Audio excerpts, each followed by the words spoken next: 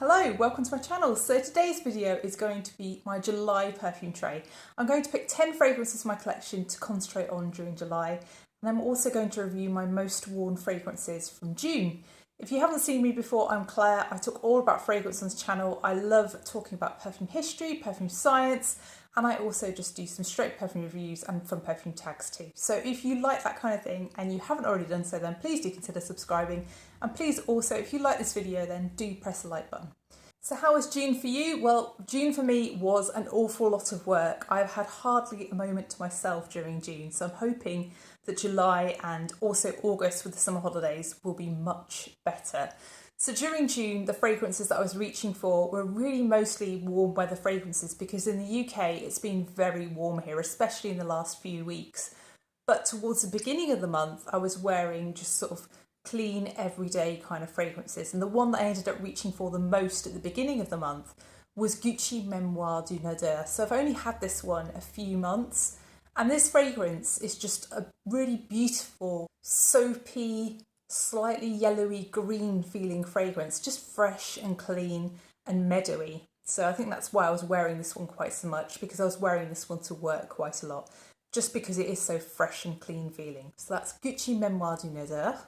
So the other fragrances I ended up wearing quite a bit this month were fragrances that are, citrusy, fresh kind of fragrances. So the first of these was Orange Soleia by Guerlain. So this is from the Aqua Allegoria range. And this is just a sort of citrus peel fragrance. It does have a freshness to it. It is intensely orangey, but it also has a base which really gives it a lot of lasting power. So it's got a slightly woody feeling base. And there's also a sort of slight touch of greenness to this fragrance as well. I just find this one incredibly uplifting. It does make me think of the summertime, but it's still quite a fresh feeling.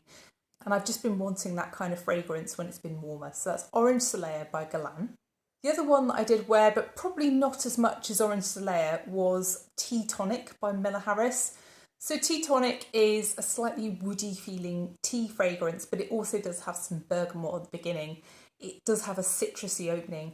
And this one I like, I think, because of the slightly smoky feel to the tea.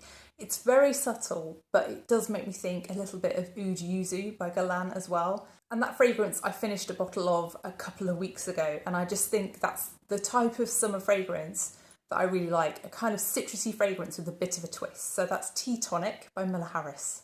And the other fragrance is pretty much the only fragrance that I feel that I want to wear when the temperature goes above 30.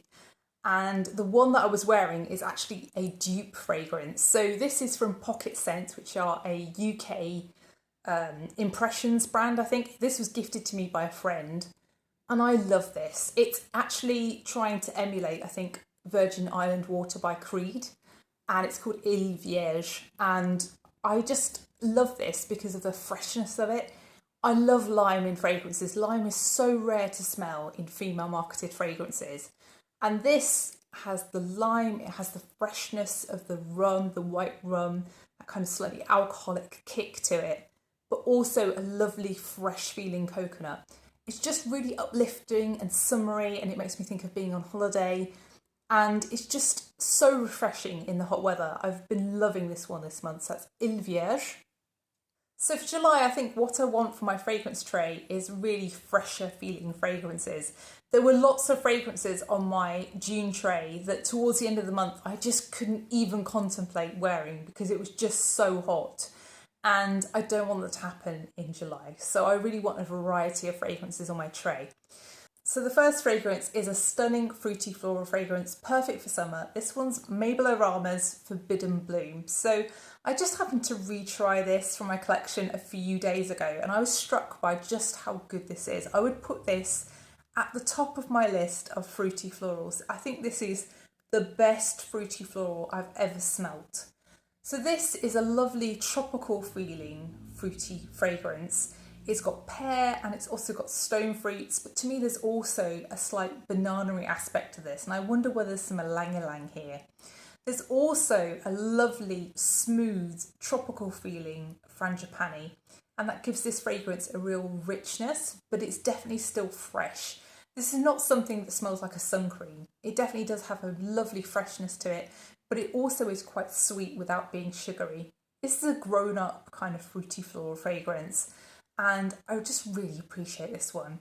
I think I did get an early sample of this, and I'm not sure whether my version matches the current fragrance, because I have tried somebody's bottle of this fragrance and I got a little bit more coffee in their fragrance versus my fragrance. There was a definite difference, but I think really the core of the fragrance, the idea of the fragrance, is pretty much similar to the current version. I got this when I actually got Lunar Dust, so I think that's why I got an early version of this fragrance. My fragrance doesn't even have the name of the fragrance written on the bottle. That is how early this version is. But wow, it's just stunning. I love it. So that's Mabel Arama's Forbidden Bloom. So the next fragrance is from Chopard, and this one is called Sparkling Love. So this fragrance is absolutely perfect for the springtime and summertime. It's a tropical feeling floral. It opens with citrus, it's slightly orangey, and then it sort of turns more into something like apricot, or perhaps something even more tropical than that. There's also a big hit from some florals here, primarily the tuberose, but also from the jasmine, and also from the ylang ylang, and later on also from the orange blossom. The orange blossom almost replaces the citrus that opens the fragrance. It's just a lovely, fresh, bright, clean, long-lasting fragrance that is an absolute bargain. I think this fragrance is excellent for £13, and I would actually recommend a lot of other Chopard fragrances. They make very good quality fragrances at very low price points. That's Chopard's Sparkling Love. So next up is one that was gifted by Chloe, and this is from the Atelier de Fleurs line, and this one's Plage de Figuier. I've been putting one of these on my tray each month so I can get to know all of these a little bit better. And I think actually out of the four, this is probably the one that I know the least. I've worn this one the least. So this is a green fragrance. It opens quite citrusy.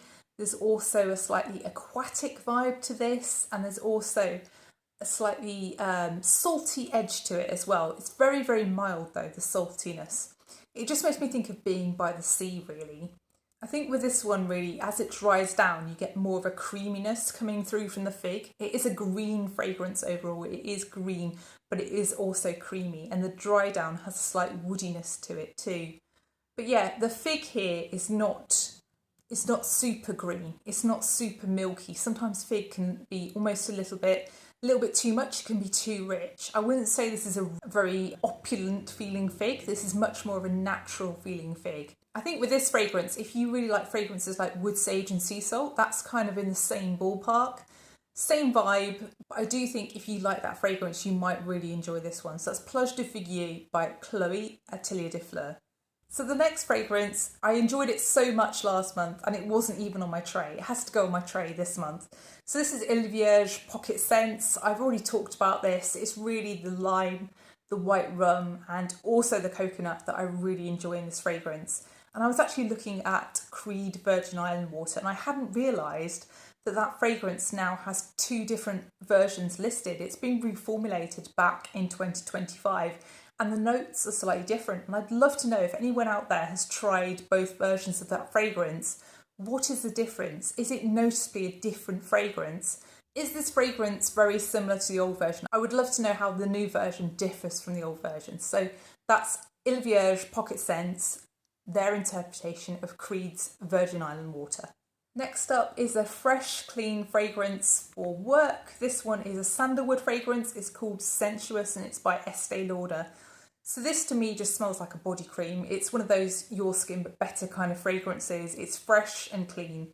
So this also has a slight pepperiness, a slight woodiness, and it just has a light and airy feel. I just think this fragrance really fits with autumn and summertime. It's just a great fragrance to wear when you don't want to smell too much like you're wearing something that might knock people out. This is something that's quite gentle, quite close to skin, and quite an intimate feeling fragrance. That's Sensuous by Estée Lauder.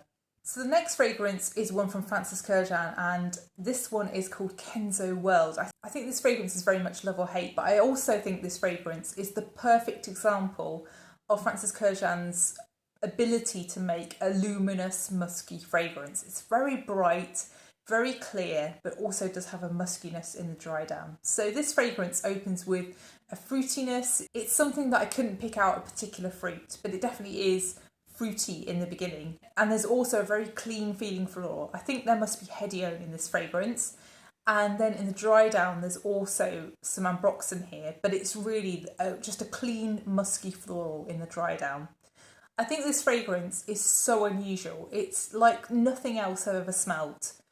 But to me, it always makes me think of being in a bath or looking through a crystal. It just feels very clear and defined. It's very long lasting and really quite strong too. So that's Kenzo World. So the next fragrance is one from Hermès, and this is Le Jardin de Montsouris. So this is a watery floral fragrance, but it does also have a fruitiness to it with the kumquat. It does feel like a garden after rain. It always makes me think of a Chinese garden after the rain, I think, because of the kumquat. The kumquat here is citrusy, it's fresh, but it's also soft and slightly herbal feeling even. And there's also just this green sappiness to this fragrance, which gives it that kind of wet garden feel.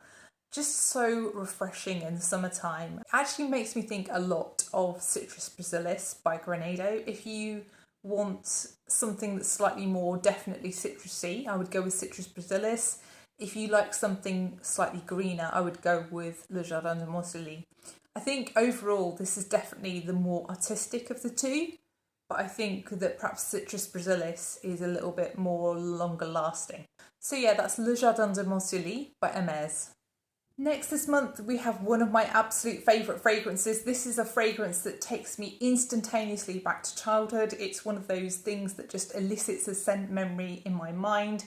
It's something that really does make me think of playing hide and seek in my childhood garden with my next door neighbour. It's such an odd connection to make, but it's just the things that are in this fragrance really reflect a particular part of my dad's garden. So this one is Found at Dusk by Miller Harris. So this fragrance has almost a blackcurrant leaf kind of smell and also a tomato leaf smell and also a mintiness, and that takes me to a particular corner of my dad's garden. I also really like the dry down of this, so it's kind of like a piney musk. It's definitely got an under a tree kind of feeling to it. This fragrance is also unique to me because it has a humid air smell to it.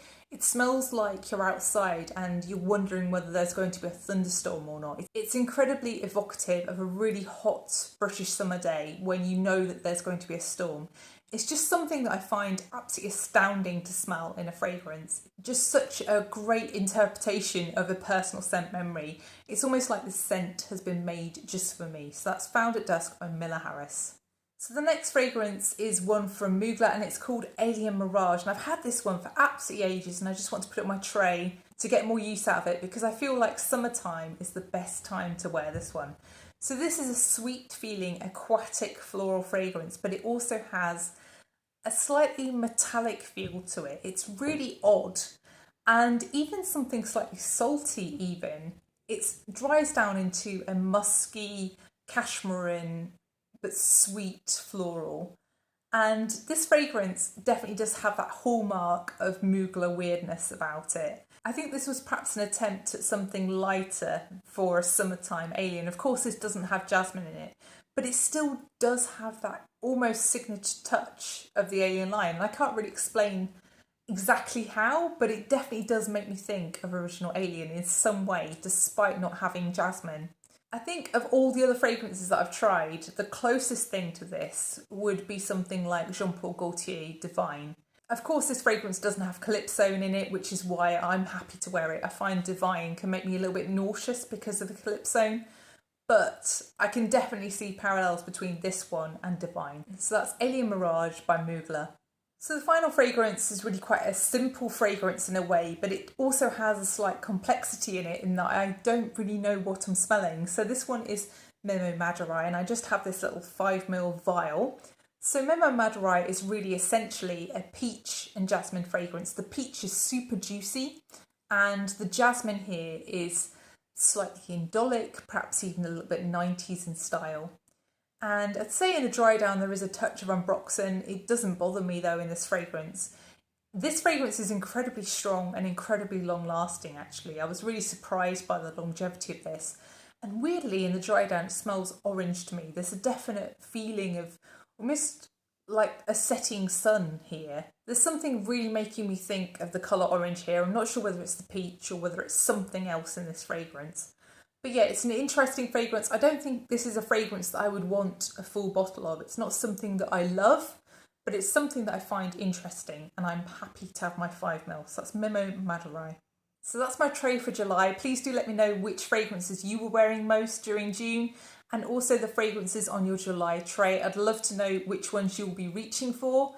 And also thank you so much for watching. If you have enjoyed the video, then please do press the like button, and please also consider subscribing if you haven't done already, and I will see you in the next one. Bye.